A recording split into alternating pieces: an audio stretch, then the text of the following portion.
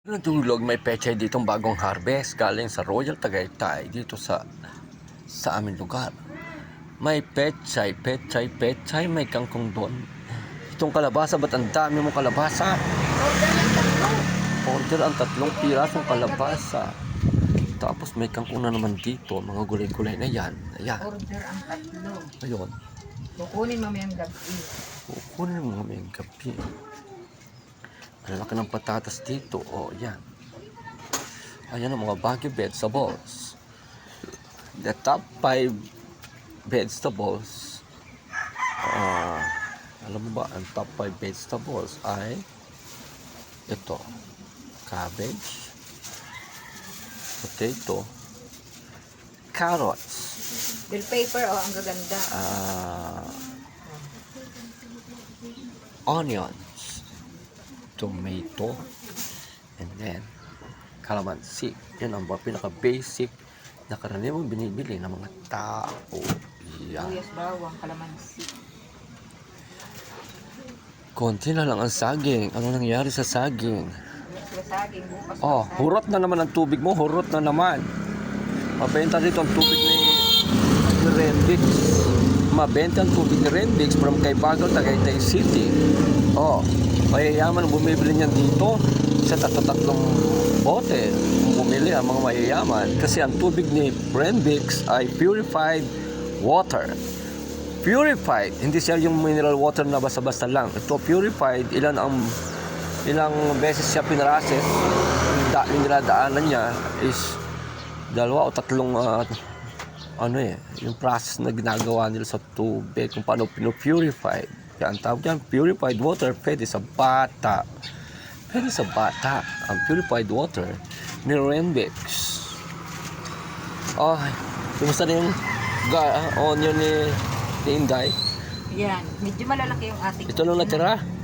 Hindi mayroon pa dito. Oh, yan. Galing saan yan? Ito galing to, probinsya? Mindoro. Oh, onions from Mindoro. Kita nyo ba yan? Oh, sariling ating yan. Hindi natin kailangan mag-import ng sibuyas kasi dito sa Mindoro ay may taniman itong mga sibuyas na ito. Yan. Sipare. Yan, ang mga gulay, kalabasa. Kailangan mo ba pare baboy? May bago tayong baboy. May baboy. Isda. Isda. Mayroon po. Ilang mundo. Tururururun. Ginseng. Monggonisa. Oh. Eh, hindi pa naiinitan pa yung ating pechay doon. Hindi pa? Papaya, hindi ko yun. Wala na ba kasunod yan? Ito masarap ngat-ngatin. Oh. Magandang araw. Magandang araw daw. Yes, magandang araw. Tatanong lang, baka may alam kayo ditong nagpapauling. Nap? Nagpapauling. Gahanap ako ng ulingin. Doon. Yung kahoy. Oo, kahoy ulingin. Wala na naman pinapaputol si ama wala na. Wala po. Nag-uuling kayo? Di ba kami ang gahanap tayo ng uling? Mayroon kayo ngayon? Ay, yung kapatid ko na may sinindahan ngayon. Sige, Yung hipag kayo bigyan mo ako nagbili 5 sako Sasabihin ko sa hipag ko. Sige. Ay, ako wala pa. Gawa ng tapos na yung akin, kaya nga naghaharap ako. Ngayon, Sige. Mali Sabihin pa mo sa kapatid mo, dalhan ako 5 sako Oo. Linggo. Siguro po hindi yung linggo kang dala. Oo, maaari. Kasi may sindi na eh. Tatlong, Anong kahoy yun? ano yung mga kape? Sige. May kape yun, may kape, saka... Uling. Gumagawa ng Ipin. uling. Nihintay ko nga si ate na kung dala. Oo. Nakakatakat na ako pati yung aking tapos na. Wala akong alam na may kahoy na inaalok na puputulin para pang-uling. Sige, salamat. Sige. Sabihin ko na lang. Kuya, wag mo kalimutan May uling doon.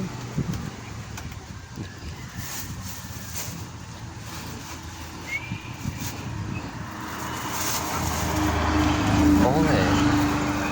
Pechay, sarili. Ilan yung nabenta kahapon ng papaya na to? Mga 5 piraso siguro, kaya lang maliliit.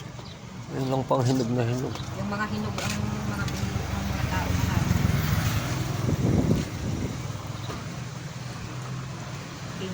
Dalawa. Mayroon pare, ayun, kalabasa. Ayun sa mesa.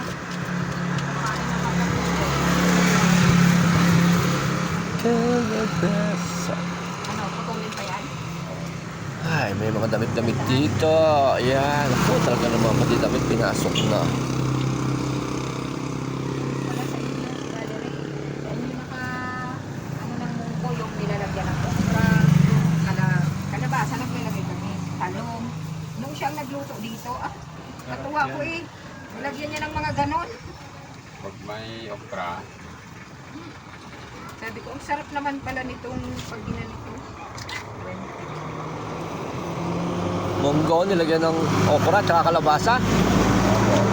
Tsaka ampalaya. opo. Pati ito. Hindi na pait. Hindi, ikuan mo na lang pag yung malapit na maluto.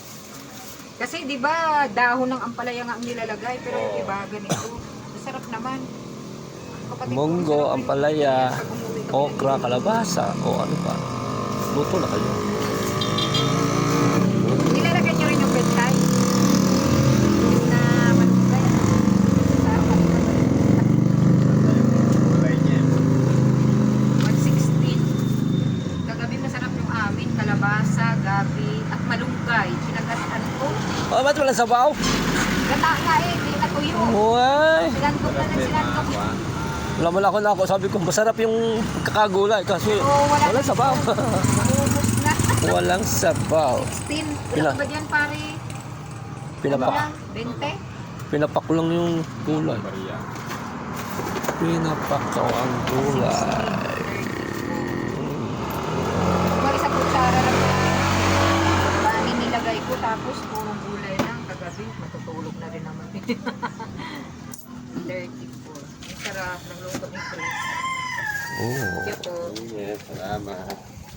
ganda iwan tayo ng, ng chop suey. ganda ng papaya ni Kuya Noli. Ano sabi ni Kuya Noli dito? Wala pa. May turmeric dito. Oh, turmeric. Turmeric. May pipino doon. Oh. Ganda ng onions ng ano?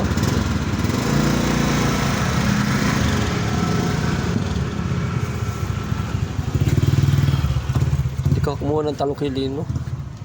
Naman Radish. siya, Olive. Ito yung mga tanim lang dito ng mga masisipag. Magtanim sa Royal. Tsaka itong petsay. Tanim nila yan.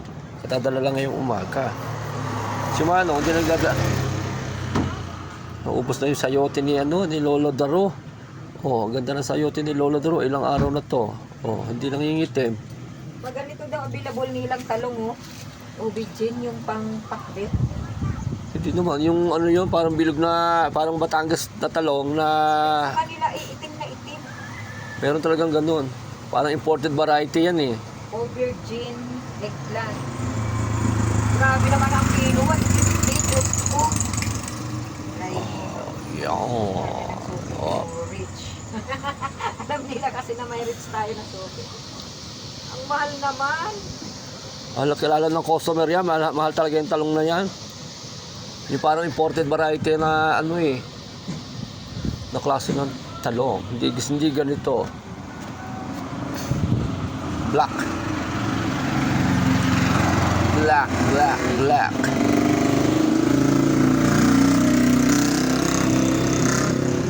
May black, black. Ito yung aming paligid. Ang aking kotse na initan na.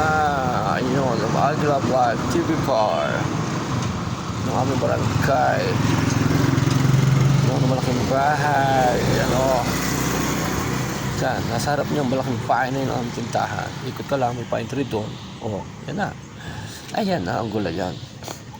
Ayan na ang gulayan ng Agla Black TV. So, punta na kayo sa backstage at maraming mabibili rito mga kakaiba. Newly harvest onions. Saan galing nga yung onions? Mindoro nga. Mindoro onions. Ito, Royal Tagaytay radish at fresh harvest petsay. Ito yung sitaw. Kalingki. Itong sayote dahil din sa backstage yan, mga harvest ng mga local farmers, even kalabasa, yan mga nagdadala rito. nagdadala ng mga gulay-gulay nila masisipag magtanim. May kamote ka ba, kuya, at saka kamatis? Ay, pasarap kung kararap. Ng ano? Sabag. Kamatis? Kakao, may pangulog ah. May mga farmers yan. Sila nagtatanim ng kamatis, kamote. Pag may harvest sila, nagdadala rito sila ng mga hina-harvest nila. So ito yung bagsakan ng mga tanim ng mga local farmers dito sa aming barangay, Backstate, Alfonso, Cavite. Ang ganda mo.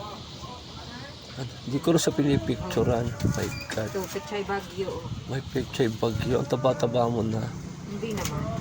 Sexy lang. Sexy lang. Malaman lang, oh, malaman. Ano yan? Di malaman. Ano ba ginagamit yan?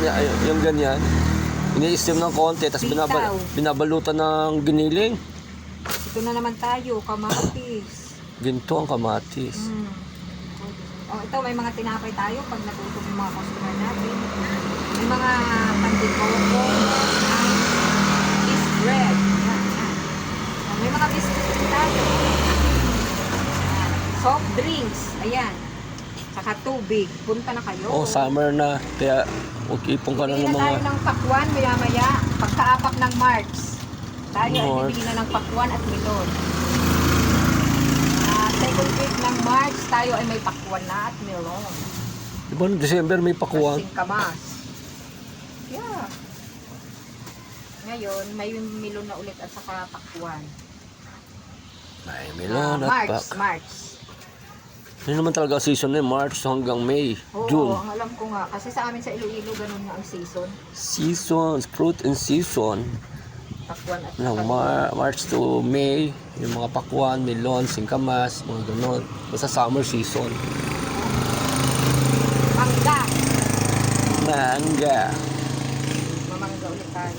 Pagka yung Indian, Diyos ko po, nauubos pagka hindi season.